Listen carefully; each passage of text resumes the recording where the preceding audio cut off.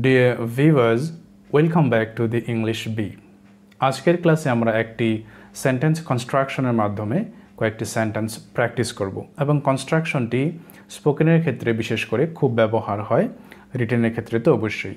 তাহলে কনস্ট্রাকশনটি কি রয়েছে? সাবজেক্টের পর verb and then object and then participle, অর্থাৎ প্রেজেন্ট পার্টিসিপল আমরা ইউজ করব। প্রেজেন্ট পার্টিসিপল কোনটাকে বলা হয়? ভার্ব শেষে আইএনজি। যেমন সেন্টেন্স প্যাটার্ন আমরা একটা দেখে নিই আগে ইংরেজিতে, তারপর বাংলাতে এটা বুঝে নিচ্ছি। আই স ইউ ডুইং ইট।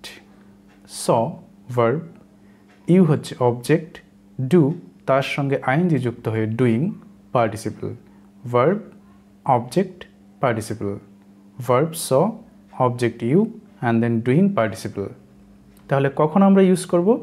যখন আমরা এই সেন্টেন্সটাকে নিচ্ছি যে আমরা যখন কাউকে দেখি যে সে একটা কিছু করছে, দেখেছিলাম, তাহলে আমি তোমাকে দেখেছি এটা করতে, এর বাংলা, এই সেন্টেন্সটি বাংলা আমরা এমন বলতে পারি।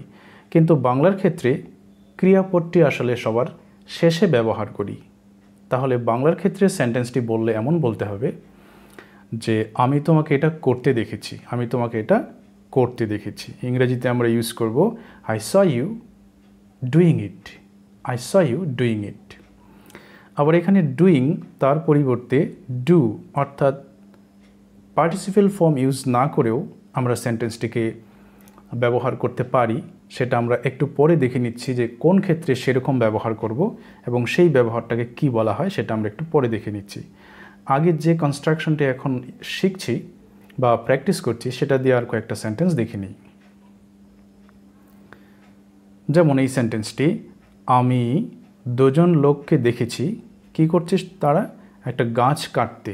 অর্থাৎ আমি দেখেছিলাম দুজন লোককে তারা একটি গাছ কাটছিল।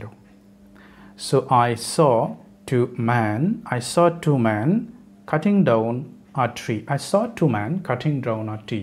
একটা গাছ কাটতে দেখেছি। আমি যখন দেখেছি তখন তাদের কাজটা, অর্থাৎ গাছ কাটার কাজটি চলছিল। এটা কিন্তু গুরুত্বপূর্ণ বিষয়, আমরা পরের এক্সাম্পলে বুঝে নিব কেন গুরুত্বপূর্ণ।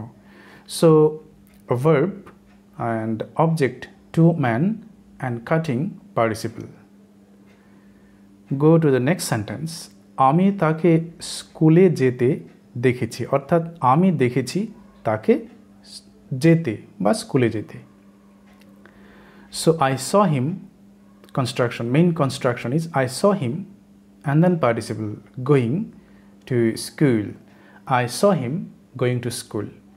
আমরা এখানে বলতে পারি I saw him go to school, কিন্তু কোন ক্ষেত্রে বলবো আমরা একটু পরে দেখে নিচ্ছি। তাহলে পার্টিসিপল ইউজ করে আমরা সেন্টেন্সগুলিকে এভাবে বলতে পারি যখন একটা কাজ চলছিল এবং সেই মুহূর্তে একজন দেখেছিল বা শুনেছিল বা লক্ষ্য করেছিল এমন। আরেকটি এক্সাম্পল, আমরা তোমাকে তোমার ভাইয়ের সঙ্গে ঝগড়া করতে শুনেছি। সো উই হার্ড, আমরা শুনেছি, ইউ তোমাকে arguing with your brother. We heard you arguing with your brother.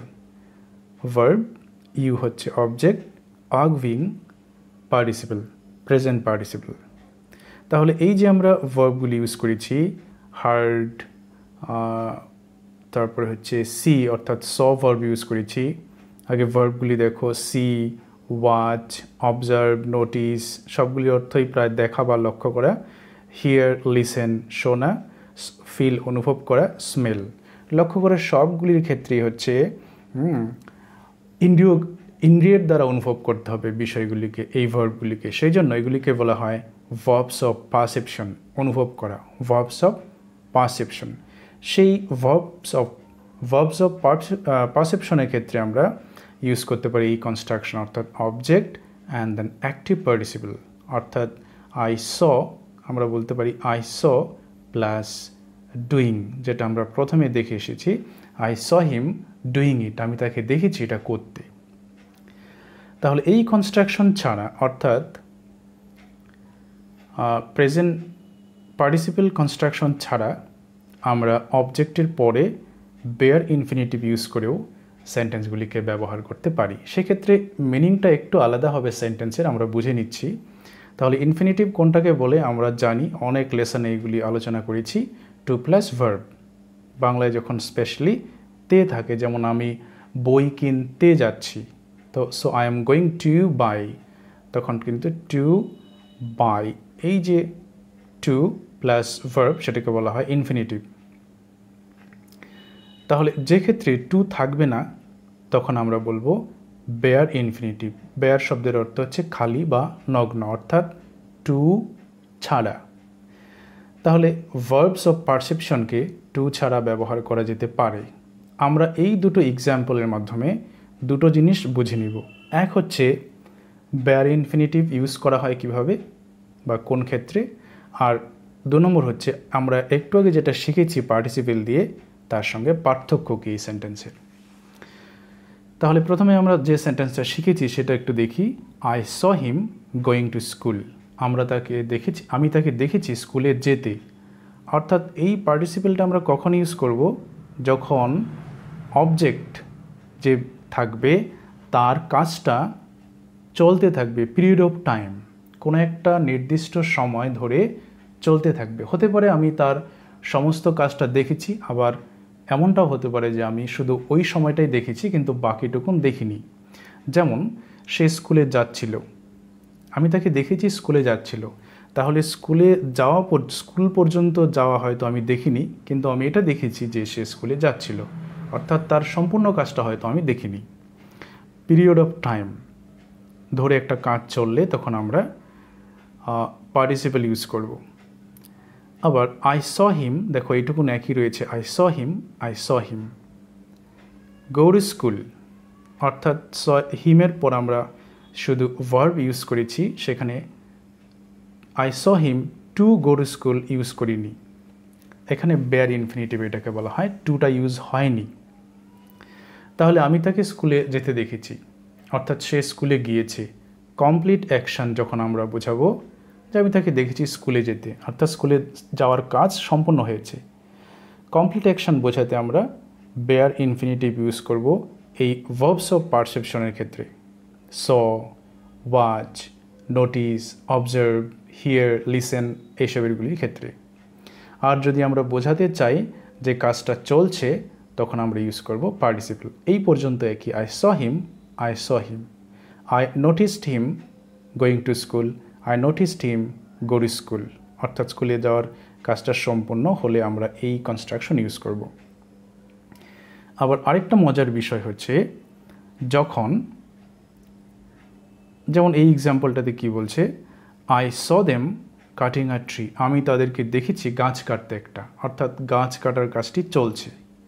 আবার সম্পূর্ণ হয়ে গিয়েছিল গাছ কাটার কাজটি, এমন যদি বোঝাতে চাই তাহলে I saw them cut a tree, আমি তাদেরকে দেখেছি একটা গাছ কাটতে, অর্থাৎ গাছ কাটার কাজটি শেষ, complete action. Then we have to use bare infinitive, otherwise present participle অর্থাৎ ভার্ব আইএনজি। তো মজার ব্যাপারটি হচ্ছে, আমরা যখন শর্ট অ্যাকশান বোঝাবো, অর্থাৎ খুব কম সময়ের একটা অ্যাকশান বোঝাবো, সেটা কমপ্লিট অ্যাকশান হতে পারে অথবা রানিং অ্যাকশান হতে পারে, তখন দুটোই ইউজ করতে পারি বা দুটোর যে কোনো একটা ইউজ করতে পারি শর্ট অ্যাকশান বোঝাতে। শর্ট অ্যাকশান যেমন সে দেখেছিল বেড়ালটিকে বেড়ার উপর দিয়ে লাফ দিতে, হি ওয়াচড দ্য ক্যাট, বেড়ালটিকে দেখেছিল জাম্প দ্য ফেন্স, বেড়ার উপর দিয়ে জাম্প দিতে বা বেড়াটাকে টপকাতে দেখেছিল। He watch the cat jump the fence, বেড়ার উপর, ফেন্স মানে হচ্ছে বেড়া, বেড়ার উপর দিয়ে বেড়াটাকে টপকাতে দেখেছিল, জাম্প। এখানে আমরা বেয়ার ইনফিনিটিভ ইউজ করেছি।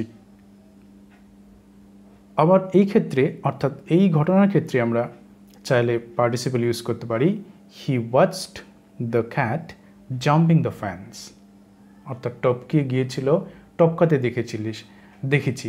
সে রানিং হতে পারে বা কমপ্লিট অ্যাকশনও হতে পারে। অর্থাৎ শর্ট মানে জাস্ট বেড়ার উপর দিয়ে লাফ দেওয়া, খুব কম সময়ের কাজ, সেক্ষেত্রে আমরা বেয়ার ইনফিনিটিভ অথবা পার্টিসিপল ইউজ করে সেন্টেন্সগুলিকে বলতে পারি। প্রচুর ব্যবহার হয় এমন সেন্টেন্স, এগুলিকে প্রচুর প্র্যাকটিস করে ইউটিলাইজ করতে হবে, বলার সময় ব্যবহার করতে হবে। So now that's the last sentence and that's for you, you know it well. So you will translate it into English and write in the comment box. What is the sentence? আমি তাকে ভাত রান্না করতে দেখেছি। আমি তাকে দেখেছি ভাত রান্না করতে। সহজ করে দিয়েছি একটু। So you will write it into the comment box. তাহলে আজকের প্র্যাকটিস আমরা এই পর্যন্তই রাখছি। Keep watching and practicing regularly.